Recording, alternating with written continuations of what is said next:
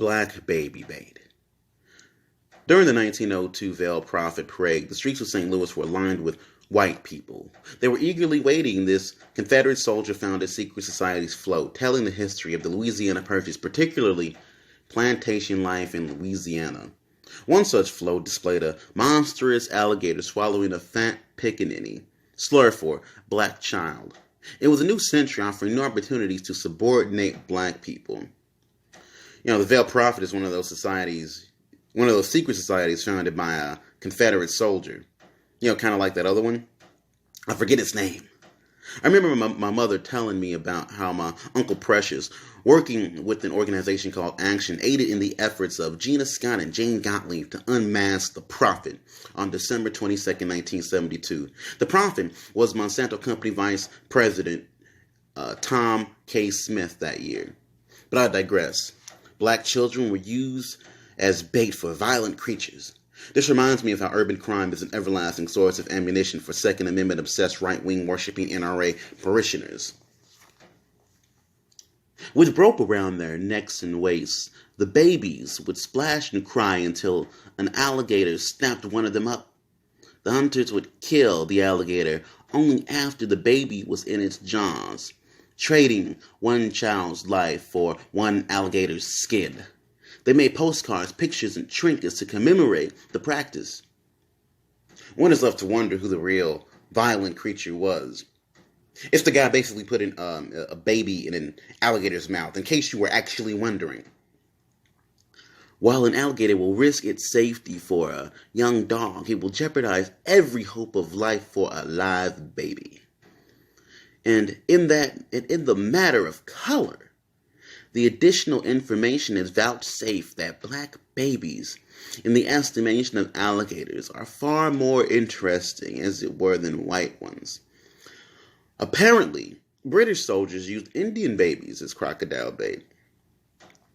The baby, and I'm not going to do an English accent, so you can forget that. The baby wasn't baited on a hook like a minnow or a fish or a worm, but simply secured on the riverbank so that it couldn't creep or toddle away or tumble into the river. Some babies don't like their being made bait of, but that fact increased their value to the sportsmen, for then they yelled and made great noise, which was just what the crocodiles were waiting for. Now, according to Snopes, the oldest variant of these bait tales came from the Toronto Daily Mail on May 28, 1891. It was reported that Jewish babies stolen from Russia were used as crocodile bait in Egypt.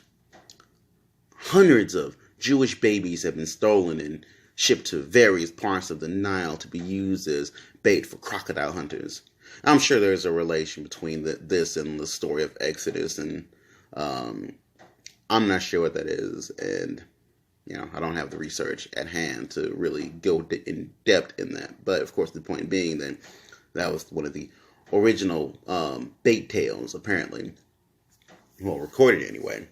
Now, having said all that, I must also say that there is no proof of any of this actually happening. Not one verifiable account to Snopes. It's like those Vietnam Rambo POW stories. All right, just imagine Rambo. There's men out there.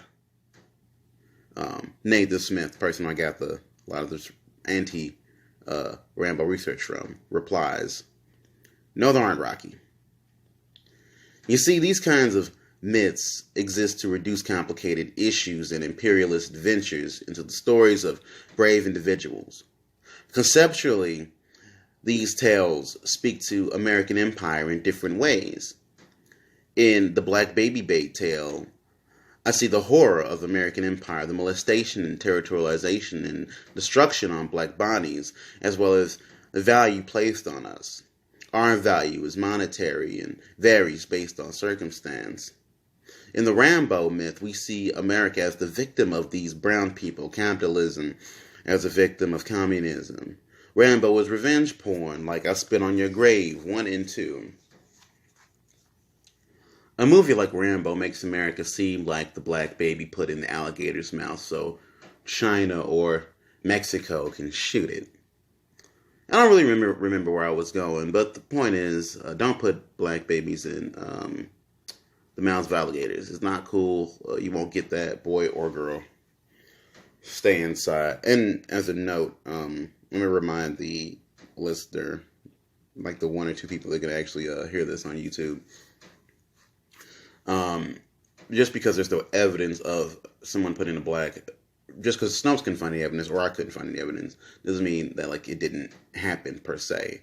Because given the history of black people in America, given like the violence, the rape, the murder of children, of men, of women, it's really not that far-fetched to that angry whites or extremely racist angry whites would toy with the life of like of an orphan black child, or even like not an orphan black child. I mean, I think it's very possible that like somebody, a very racist white, could probably go into somebody's house and take the baby and play with it like that. I don't think that's far fetched at all. But there's no evidence for it. So I would say that it exists, certainly more so, it currently exists more so in the area of possibility, not necessarily potentiality these days per se, but definitely more, possibility. I would even say it's very probable that something like that happened. But again, no evidence. All right, anyway, stay inside.